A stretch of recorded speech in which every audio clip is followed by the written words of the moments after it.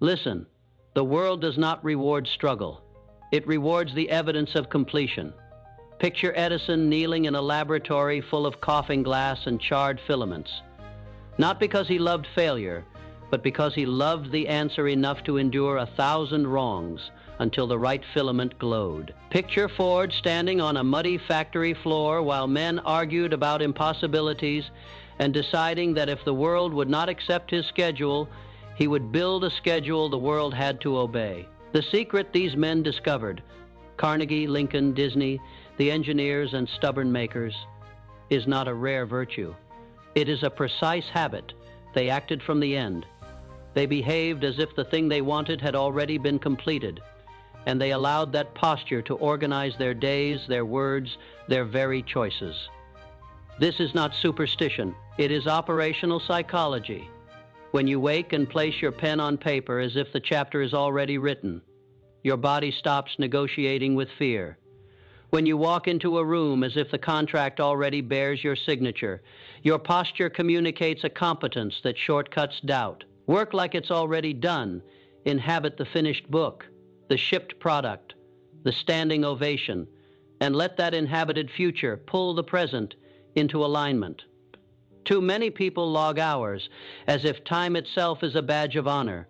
They equate exhaustion with progress and confuse frenetic motion with movement. There is a massacre of intention in busyness. It buries the vital under the satisfying noise of being busy. Napoleon Hill taught us to feed the mind with a burning desire. The modern translation is ruthlessly practical. Feed the system with a clear, measurable image of completion. Then design the day so every action is a torque toward that image. Clarity is not a soft idea. It is a weapon. Decide this morning, right now, what completion looks like in sensory terms. Name the number, the date, the first headline, the smell of the room, the exact sentence at the top of the launch email. When your goal is sensory, your nervous system recognizes it as a present object, not a future rumor. Your brain will then begin to align micro-decisions toward that object without your conscious pleadings. This is the economy of attention. Show the mind the final product, and it will tax itself to deliver the installments. Belief is not born from platitudes. It is fabricated from tiny, indisputable victories. The man who says, "I believe I can do it," but cannot show one single deliverable in the past month is only practicing optimism. Belief is ledgered.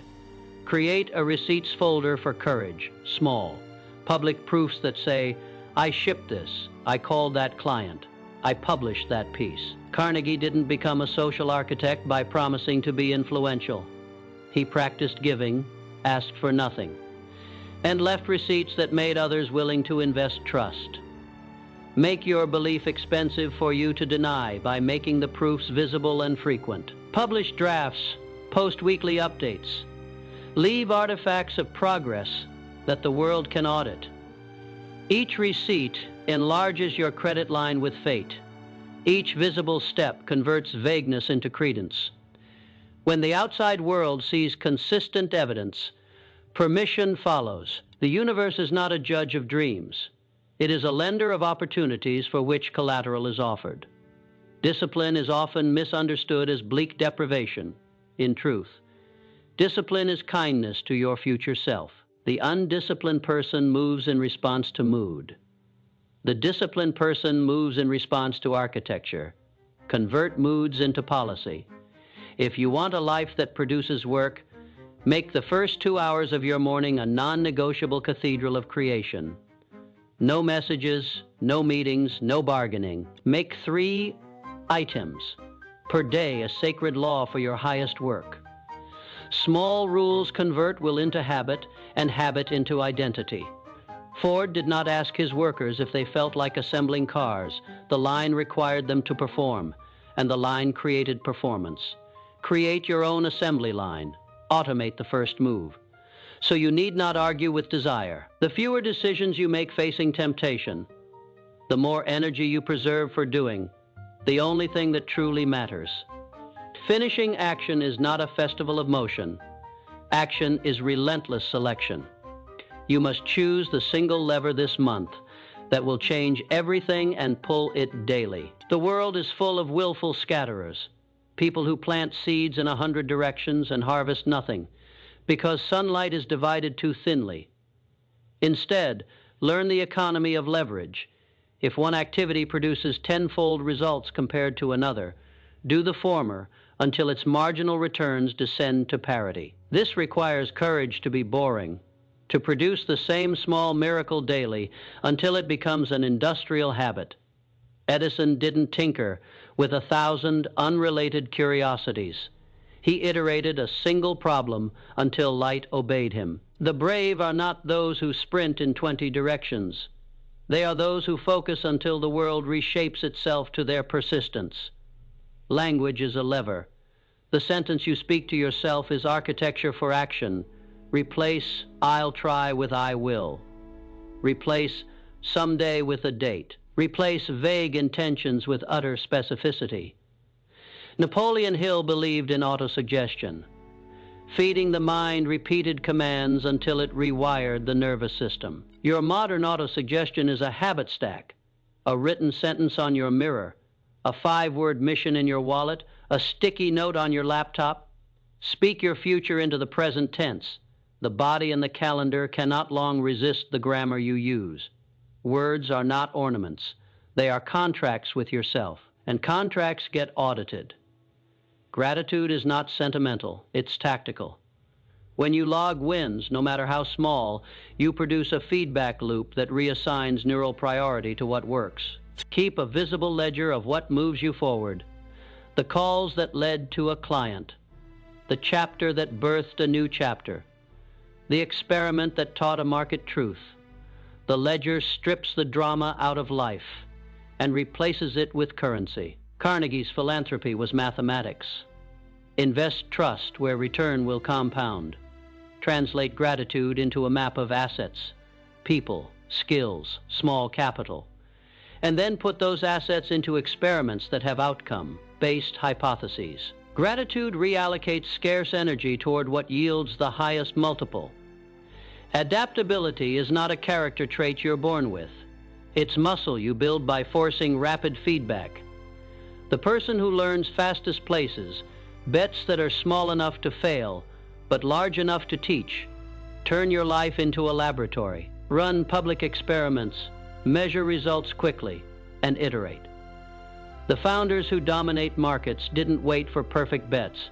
They made cheap ones, and let market signals decide which to scale. Make your iterations short and visible. Teach what you learn. Teaching crystallizes fuzzy knowledge into usable skill. When you are forced to explain your work, contradictions appear quickly, and you fix them faster. Speed of adjustment beats breadth of learning every time. Resilience is not stoic suffering, it's recovery design. Expect collapse and make repair faster than regret. Draft a failure playbook, immediate triage, isolating variables, a single corrective test within 48 hours, and a review that is not a eulogy but an instruction manual. The difference between a setback that defines you and a setback that refines you is the speed and intelligence of your response. Lincoln's repeated returns from political defeat were not happenstance. They were disciplined recoveries. Reading, recalibrating, re-engaging. Build a recovery protocol and practice it. Sleep, nutrition, short physical resets, and a trusted peer to administer honest diagnosis. The faster you recover, the less power fear holds. Finally, imagine your ideal future not as a distant prize, but as a daily operating system. Live your day from that platform, arrange your environment so the default choice is the action that produces completion. Put the tools on the bed, the deadline on the wall, the people in your calendar who will demand proof. Make excuses expensive and evidence cheap. When you act like the job is already done, you do not rely on heroic energy. You rely on relentless design. This is the essence of working smarter, not avoiding labor, but engineering the labor so that it produces completion, not merely exhaustion. Start now, pick one task that, when finished, will make all other tasks easier. Do it as if it is already done.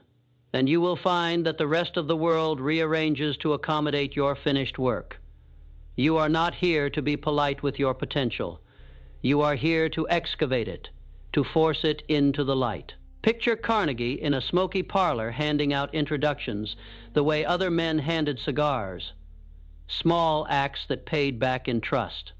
Picture Disney sketching impossible parks on napkins until investors could smell the forecast. These are not stories about luck. They are stories about the ritualization of ambition. There is a posture to success, an insistence that your life obeys systems, not moods, a refusal to allow sentiment to govern strategy. If you want elevation, you must become a person who schedules elevation, who builds rituals that outmuscle desire. The ritual is not a superstition. It is an institutionalization of choice. Put on the jacket of the person who has already succeeded. Sit in the chair of the one who finishes. Light the lamp at 5 a.m. and do the work the finished version of yourself would do, not as an act of pretense, but as an act of training. The body yields to repetition. The nervous system learns the choreography of excellence and soon resists deviation like a muscle memory. Then make your promises visible. There is power in exposure, a power Napoleon Hill, understood in the language of autosuggestion and definiteness of purpose, and which modern life amplifies through public accountability. Say the truth in public, announce a deadline, post a prototype, publish a chapter. The world will respond, not because it owes you, but because visible proof reduces cognitive risk for others. When you publish your first imperfect product, you create an obligation in the social ledger that nudges you forward.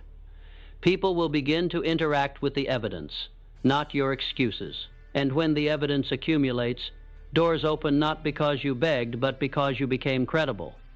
This is how permission is manufactured, not by asking, but by doing enough that asking becomes redundant. Build a language for the future and use it like law. Replace "I hope" with "I will." Someday with a date, maybe with an algorithm. Napoleon Hill wrote of the power of thought translated into reality. Do not mistake that for mystical fog. Thought becomes reality through grammar and action. Write a covenant with yourself. One clear sentence that states your outcome in sensory detail and the non-negotiable steps you will take daily. Tape that sentence where you brush your teeth. Speak it out loud at the start of your work ritual. Let it become an irritant to complacency until action is the only way to soothe the itch. Words hardened into habits are the forge where character is hammered into practical competence. Do not confuse intensity for intelligence. The world admires hustle but rewards leverage. Learn to ruthlessly distinguish between activities that feel productive and activities that are productive. There is theater in being busy, elaborate notebooks, hyped morning routines you never sustain, threads of inspiration assembled into impotent dreams. Real practitioners measure marginal returns. If outreach converts at one rate and content at another, invest in the higher multiplier until its returns fall. This is not mechanical greed. It is strategic selectivity. Edison didn't scatter curiosity. He focused energy until light yielded. The modern craftsman understands the calculus of leverage and refuses to be seduced by vanity metrics. Design constraints as creative engines. The greatest inventions and most persuasive art often arise in scarcity. Limits sharpen imagination. Give yourself impossible deadlines, tiny budgets, and strange constraints. Force the mind to invent solutions where resources appear insufficient. The pressure of constraint reveals raw ingenuity. Make constraints habitual, a weekly sprint, a word count target, a single channel distribution plan. These walls around your work will not suffocate creativity. They will distill it. The person who works with constraints learns to produce abundance out of shortage. An industrial alchemist. Surround yourself with people who raise your temperature. Your network must be a pressure chamber, Not a padded room, comfort kills, friction refines. Seek peers who are 5% faster, 5% smarter, 5% more demanding. Let them be inconvenient. Let them call you on your weak parts and steal your stale ideas to force you to iterate. Masterminds should not coddle. They should accelerate. The most dangerous decision is to remain with people whose scale mirrors your excuses. Instead, migrate toward circles where standards are higher than your current capacity, and then meet those standards. The social environment will either clip your wings or give them lift. Choose wisely. Turn gratitude into strategy. Gratitude is not a soft nicety reserved for morning pages. It is a map of leverage when practiced with intention. List the small wins, the people who said yes, the micro skills you have polished. Convert that list into a resource allocation plan. Invest your social capital. Who could open a door? Who could introduce you to a market? Into experiments that require their input. Be generous in ways that provoke reciprocation. Introduce 2 people. Recommend someone publicly. Give the most valuable help you can offer without immediate return. Carnegie's generosity was an investment strategy. Your gratitude can be a seed fund for momentum if you use it to create reciprocal velocity. Treat failure as raw material. The fastest learners make failure cheap and iteration cheap. Build micro-experiments with immediate feedback loops. A FABP tests user interviews, quick prototypes. The founders who crush markets do not fear failure. They institutionalize it, harvest the signal, and pivot hard. Use public practice as a lab. Create products that are ugly at first, and let the market sharpen them. Teach what you're testing. Teaching compresses the learning cycle, because to explain is to reveal the cracks. The quicker you convert failure into knowledge, the less time fear has to harden into paralysis. Create a recovery architecture. Resilience is not stoic denial. It is a system that minimizes the cost of collapse. When the project derails, you must have playbooks. One for emotional triage, one for tactical assessment, one for relaunch. Keep a list of corrective moves that are proven to reduce downtime. A 24-hour audit, a meeting with a trusted critic, a small test that rules in or out a theory. Ritualize repair so that the first reaction is not rumination, but method. The people who return fastest to form are those who designed recovery to be a non-negotiable part of their operating system. Invest in the compound interest of tiny daily habits. The math is merciless and beautiful. 1% edges compound into extraordinary distance. Do one thing every day that your future self will thank you for. Write 1 page, make 1 pitch, call 1 customer. The habit compounds not because each action is heroic, but because the sequence becomes unstoppable. Identity forms from this accumulation. The person who shows up is the person who arrives.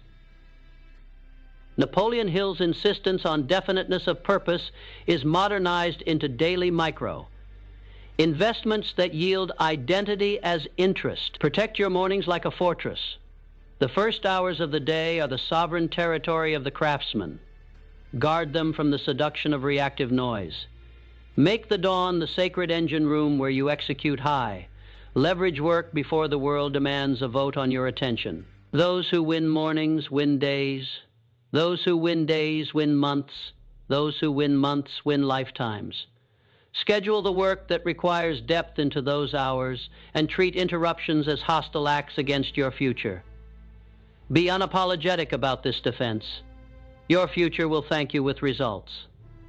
Finally, remember that ambition is a social technology. Your dream will never be a solitary artifact.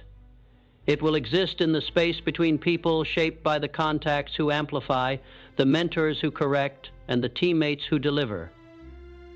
Build those relationships like infrastructure, strategically, steadily, and with the intent to create mutual acceleration. Offer value before you ask for it. Deliver on the small promises that others ignore. Reputation is a compounding asset. When trust is visible and consistent, the doors you need will not be locked. They will open because you have deposited proof into the social bank. Now, take this knowledge and make it uncompromising. Choose one ritual, one visible promise, one lever of leverage, and one person to hold you accountable. Do not scatter your courage across 100 soft intentions. Focus it until the world bends. Work like it's already done. Dress like the person who has succeeded. Speak like the person who has been trusted. Act like the product has already shipped. Your environment will obey you if you design it, so your network will mobilize if you give it reason. Your nervous system will follow grammar if you speak with the authority of the finished. There is no permission that can measure against the evidence of completion. Build that evidence now. You built the scaffolding, now you must load it with purpose that pulls like gravity. Purpose is not a slogan on a poster. It is a magnetic field that organizes every trivial decision. When purpose is vivid, 1,000 small frictions disappear because they no longer compete with your center of gravity. Think of Lincoln not as a man with ambitions, but as a man with a persistent problem, a nation to hold together. That problem shaped his mornings, his reading, his stubborn conversations. Purpose made his distractions petty and his decisions inevitable. Ask yourself now, whose life will be measurably different because you exist? Whose problem are you solving so clearly that they will notice when you fail and celebrate when you don't? Make that person real. Give them a name. Put a face on your purpose and keep it where you eat, where you sleep, where you answer the phone. The closer your purpose sits to your daily senses, the less likely you are to negotiate it away for convenience. Vision without translation is daydream. Vision with blueprints becomes destiny. Do not allow your ideals to remain mist, render them in artifacts. Sketch the first draft of your product on a napkin. Record the opening 5 minutes of your talk on your phone. Draft the first email to your ideal customer tonight. The act of creation turns vapor into vector. Disney didn't wait for perfection. He sketched, built models, and invited critique. The critique did not discourage him. It sharpened the model. Make critique your ally. Invite it early and often. When you show imperfect work to trusted critics, you force your vision to confront reality. And in that collision, it either hardens into something actionable or it dies quietly, so you can find a better idea to nourish. Clarity is a discipline, not an epiphany. Clear goals are not fluffy affirmations. They are calibrated instruments, numbers, timelines, deliverables. Translate your vision into a single quarterly metric that tripwires every behavior on your calendar. If your metric is revenue, list the 3 activities that most reliably create it. If your metric is reach, reverse engineer the content cadence, the headline formulas, the distribution partners. Reverse engineering is the mechanical heart of strategy. Decide the end and work backward until each day has one undeniable task that feeds that end. When the calendar's unit of measurement is the outcome, not the motion, you stop mistaking activity for progress. You begin to trade in evidence rather than intention. Mindset is forged in language and rehearsal.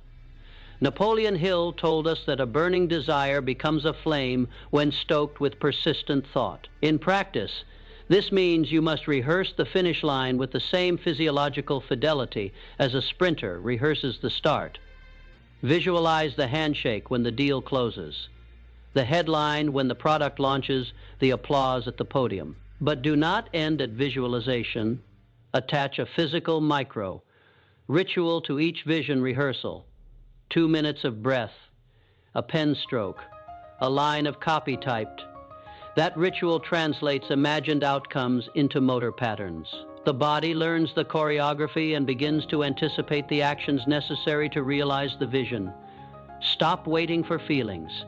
Manufacture them through repetition and sensory rehearsal.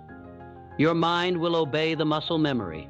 Self-discipline will ask for sacrifice, and sacrifice is not glamorous. It is the old friend of every person who ever finished something great. Discipline is simple. Show up. Show up when you are tired. Show up when the room is empty. Show up when the applause is absent, but to show up without burning out. Design margins. Schedule your day so that the work that requires genius is protected by buffers, sleep guarded, food predictable, micro. Exercise that resets cognition. The great makers did not eviscerate their bodies for the sake of myth. They conserved energy for the moments that demanded it. Treat your body as infrastructure, regular maintenance, predictable inputs, measured rest. This is not soft self-care. It is strategic reserve. Action must be artisanal and relentless. Move in deliberate increments, sprints built on evidence and followed by review. The first time you try to launch something, it will be ugly.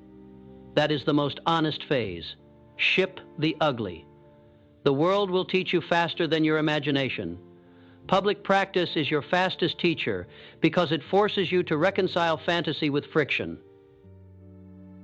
Publish the first flawed product, read the comments, digest the data, adjust the hypothesis. Iterate faster than fear can organize resistance. Speed of learning compounds, speed of action produces the receipts that fund belief. Remember, the market does not care about your intentions. It cares about outcomes. Give it outcomes. Gratitude, when weaponized, converts scarcity into capital. Catalog the margins you control, a mentor who replies to messages, a small email list, a skill you can execute yourself, a modest savings account. These are not consolation prizes. They are assets to be deployed with experimental discipline.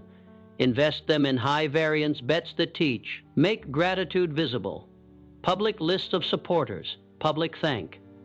Yes, that double as signals. Reciprocal generosity opens doors faster than flattery. Carnegie's moves were transactions disguised as generosity. They created social debt that repaid him in ways that cold networking never could. Be generous with the highest value you can afford to give. Your attention to someone else's problem. Your time on a newcomer's work. An introduction that costs you nothing but may mean everything.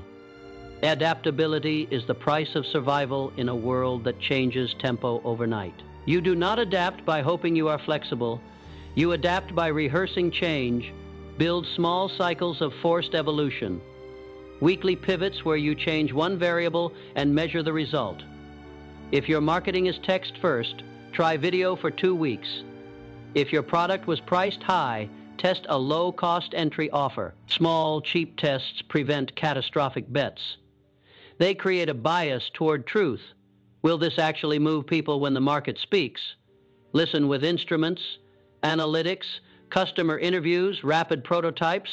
The loudest signal is often hidden in the smallest data point. Find it. Resilience is the art of quick repair.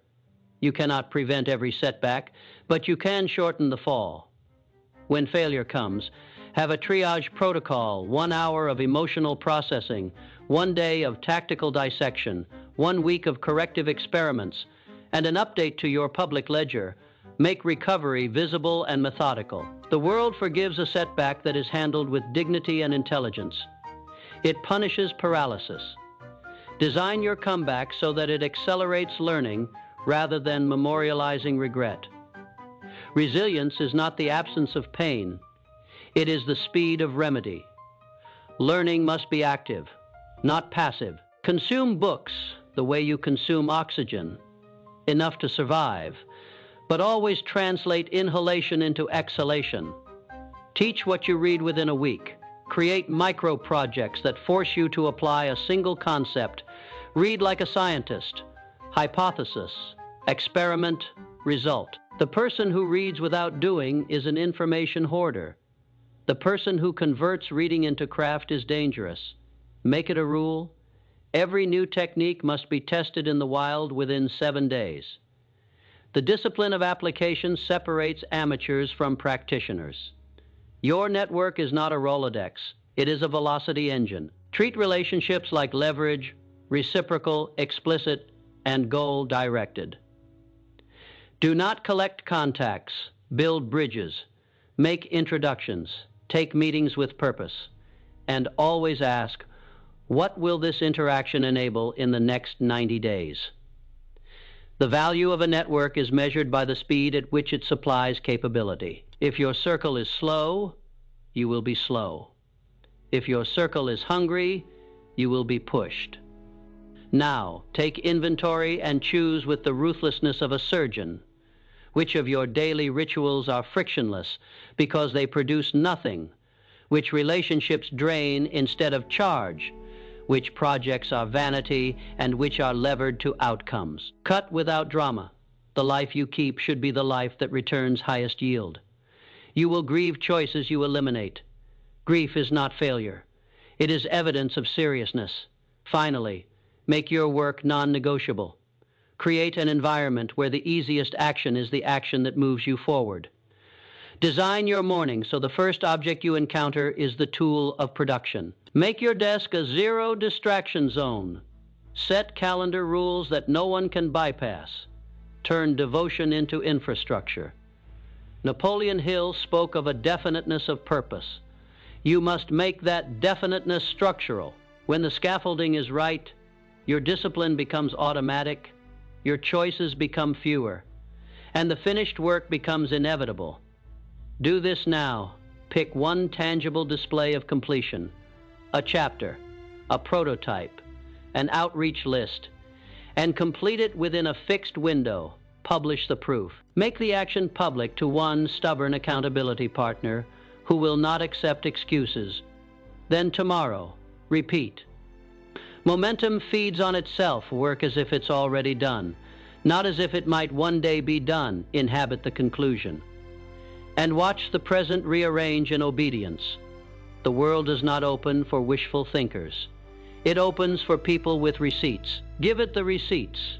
Give the world those receipts and watch it stop treating you like a rumor. But receipts alone are not enough.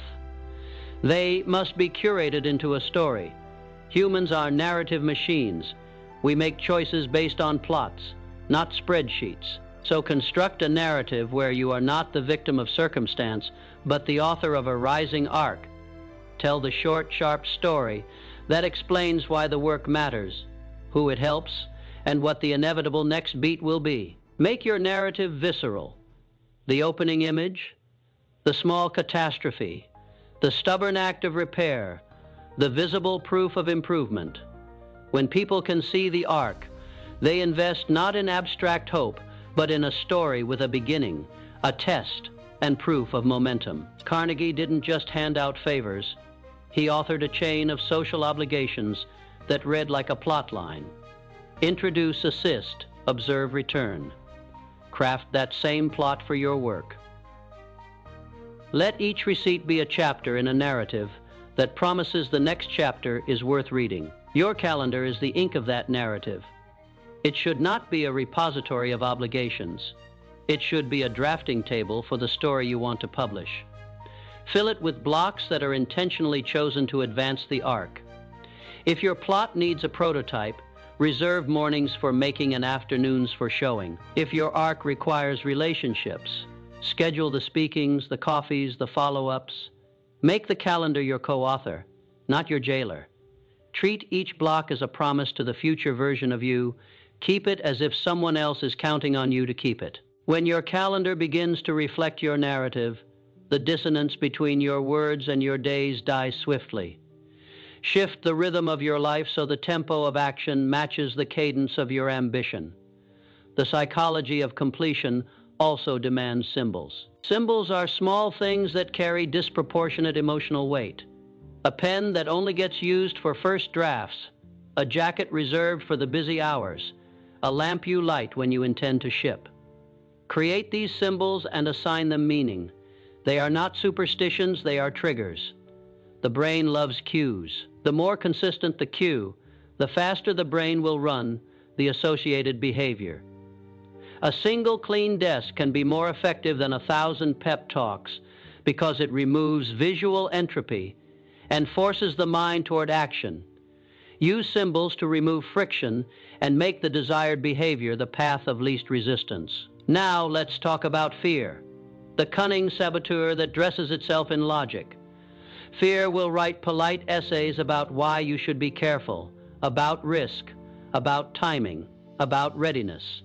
Listen to it, but do not obey it. Fear is often a compound of future imaginings that will never materialize. It is rehearsal for catastrophe, not evidence. Convert fear into data. When fear speaks, interrogate it. What is the actual probability? What is the worst case timeline? What can you control? When you answer those questions, fear loses its rhetorical force and becomes only one variable among many. Design small stakes experiments to test the feared outcomes. If you are anxious that a product launch will fail, launch to 100 people for free and measure. If you fear rejection, ask 3 people for feedback this week. Courage is not the absence of fear. It is the ability to act while counting the risk and compressing its impact. Be brutal with distractions. Digital devices were designed to fracture attention. They are the soft predators of productivity. Audit your attention the way an investor audits a portfolio. Where are you bleeding time? And what is the ROI? If endless scrolling produces 0 receipts, tax it. Replace passive consumption with active creation. Let your feeds be raw material, not sedation. Turn off notifications that are not directly linked to your highest leverage outcomes. Create an inbox policy and a social media policy and enforce them like bylaws. The person who dominates attention, who chooses where attention lands, dominates outcomes. Do not give away your attention. Invest it. The work requires scarcity. Scarcity of options, scarcity of excuses. When everything is possible, nothing is prioritized. Create artificial scarcity, so value concentrates. Limit the number of projects you will run this quarter. Limit the number of platforms you will publish on. Limit the people you will say yes to. Constraints force choice, and choice produces depth. This is the counterintuitive alchemy of focus. Fewer options create more meaningful decisions. When your plate is intentionally small, each bite becomes nourishing. Momentum loves ritual. Make the first act of your day a ritual that tells your brain, in unmistakable terms, that we are open for production. It might be 2 minutes of breath work, a single line of writing, or a 5-minute prototype push. The exact ritual matters less than the repeatability. Over time, the ritual becomes the handshake between intention and action. It signals the start of the work and reduces the friction of beginning. Begin not when inspiration knocks, but when your ritual calls you to work. Train your body to start. Accountability is the oxygen of sustained effort. Find the one person who will be honest enough to cold.